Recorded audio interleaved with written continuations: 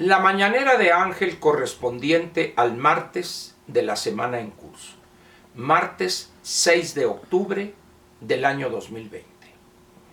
En unas cuantas horas se llevará a cabo la discusión que se tuvo que suspender la semana pasada, el jueves, de la extinción de 109 fideicomisos sin estructura. Estos fideicomisos poseen o tienen ahí en sus activos alrededor de 68.500 millones de pesos.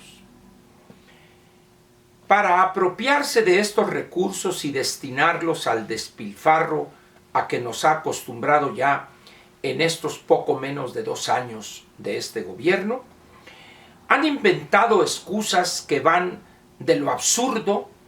López dice, es que había muchos aviadores, cuando estos fideicomisos, los 109 más el resto para completar 358, no tienen estructura. Es decir, no tienen empleados. ¿Dónde estarían los aviadores? Esas son simples excusas. Luego sale el sedicente secretario de Hacienda, pero van a seguir recibiendo sus recursos, los centros de investigación, los deportistas, los cineastas, etcétera, etcétera. Y entonces, ¿para qué extinguen los fideicomisos? No hay estructura, no hay plazas burocráticas. Es mentira lo que dicen. Ni hay aviadores, y segundo, ese dinero va a ir a la Bolsa General y Hacienda lo va a destinar de acuerdo a los humores y las ambiciones político-electoreras de López. ¿Qué es lo que va a suceder? Mire usted, vamos a suponer uno de esos fideicomisos que tiene por objeto apoyar a este o aquel grupo. 1,000 millones de pesos. Los agarra López y los dilapida en los programas del malestar. Pero dicen, va a seguir recibiendo ese, correcto.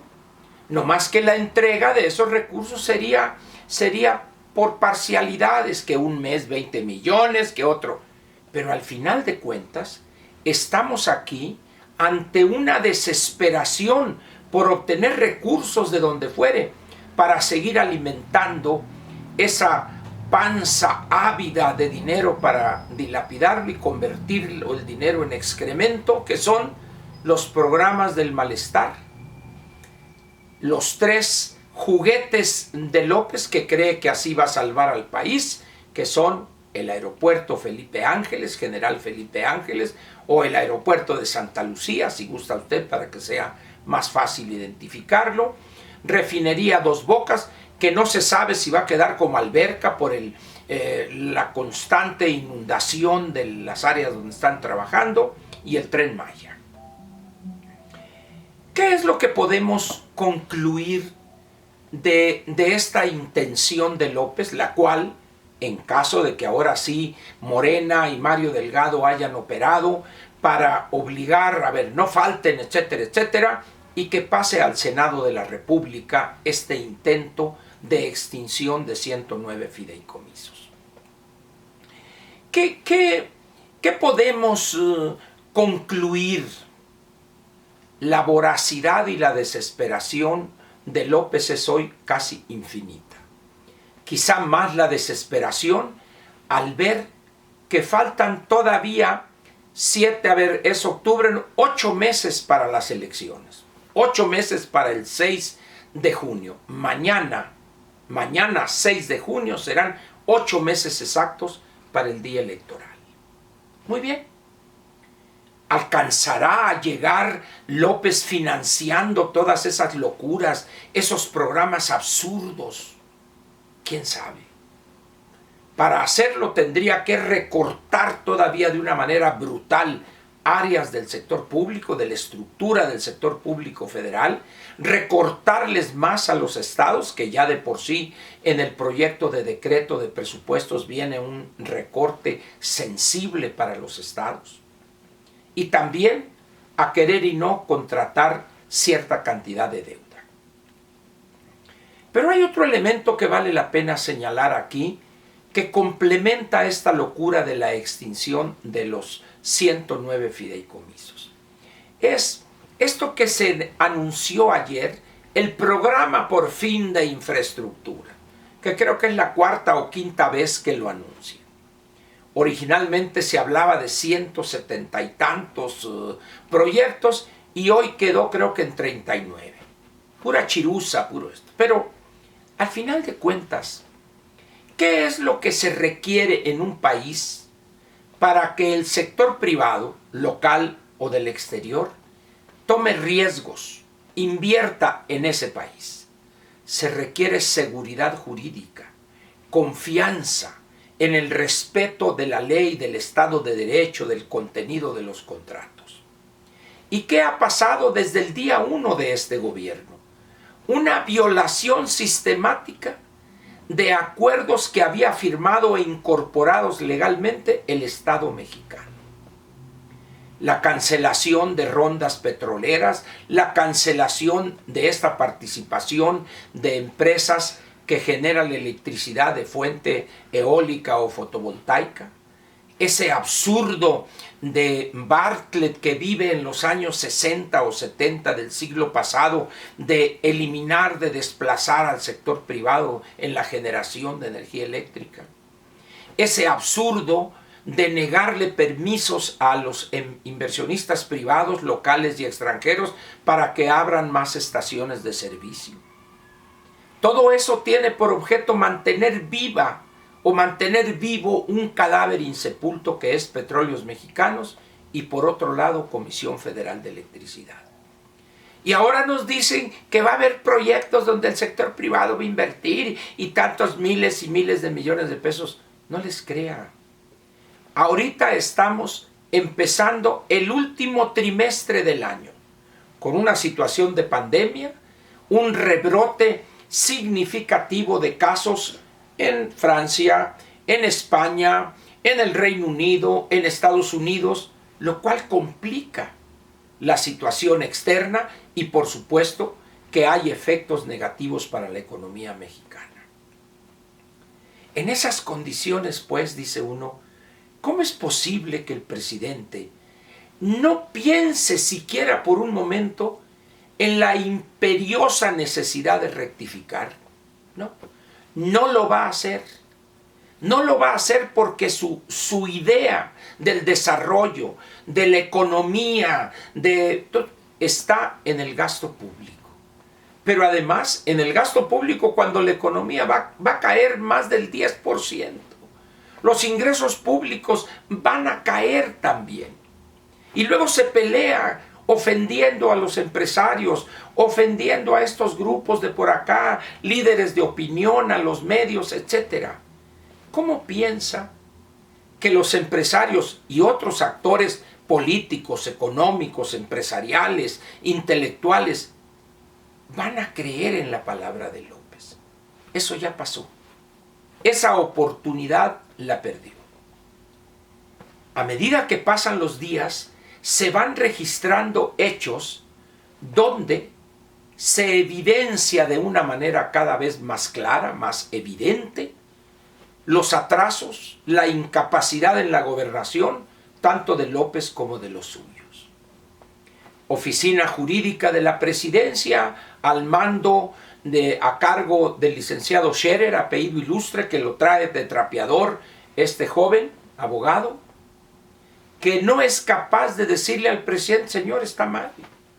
Este fiasco ahora en la Suprema Corte, donde la pregunta donde involucraba a él de una manera absurda y violatoria de la presunción de inocencia de los 5 expresidentes que lo antecedieron, y llega a una pregunta que, vamos a decir, reforma o escribe la Suprema Corte, donde no aparece un solo nombre, donde no aparece la palabra delito ni por accidente, y donde se dice el objetivo de esta consulta es esclarecer acontecimientos de decisiones políticas y también de actores políticos. No hay la mínima definición, es decir, es una pregunta que destaca por su irrelevancia y su nulo sentido práctico, exhibiendo la Suprema Corte a López y dejándolo en ridículo.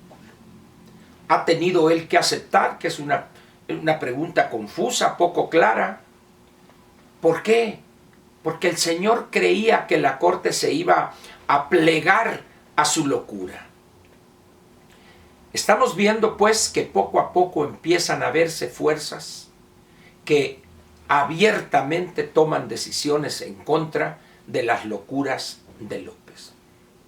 Por si faltare algo, aparece o reaparece en la vida política del país Ricardo Anaya, con un libro que le recomiendo a usted encarecidamente lo lea.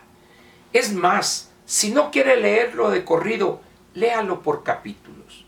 Mire, hay un capítulo ahí sumamente interesante que analiza la parte esa que conocemos como desarrollo estabilizador y el origen y causas de las crisis del 76 y del 82. Lea ese capítulo primero si gusta y va a ver usted de qué forma tan clara se plantea ahí los orígenes y causas de esas dos grandes crisis, que nada tienen que ver con ese supuesto neoliberalismo del cual habla López. No tiene la menor idea López de esto. Y así como regresa a la actividad política Anaya, también es posible que obtenga el registro México Libre. No sabemos, el tribunal, la sala superior del Tribunal Electoral del Poder Judicial de la Federación en pocos días deberá tomar una decisión. En caso de que sea negativa, buscarán tanto la señora Zavala como los seguidores de ella en ese proyecto de partido, buscarán la forma de participar. Los pleitos en Morena, la falta de candidatos aceptables, de prestigio, capaces para las 15 gubernaturas. Vea usted el caso de Sonora, el caso de Guerrero, y así. ¿Por qué? Porque si de algo carece Morena, es de cuadros políticos de prestigio, con experiencia en la gobernación y sobre todo de gente decente aceptada por la sociedad que quieren gobernar. Todo esto configura una situación no muy positiva para López, pensando en el 6 de junio del año 2021. A medida que vayan pasando los días y las semanas, vamos a ver golpes que se va a dar en la pared López. Rechazo, no pudieron cambiar la directiva o la dirigencia de Morena, ahora andan viendo que si la encuesta que va para atrás, etc. Así es. Nada le sale y sobre todo nada le va a salir bien. Eso constituye algo que muchos todavía se niegan a aceptar, que López y los suyos y la gobernación que están llevando a cabo, si a esas decisiones y desatinos y ocurrencias se le puede llamar gobernación, representan hoy un gravísimo peligro para México, para su economía y para el mejor futuro de decenas de millones de mexicanos. Gracias por su atención y lo espero mañana miércoles con una mañanera más. A ver qué sucedió hoy martes en la Cámara de Diputados en relación con los fideicomisos. Gracias y lo espero mañana.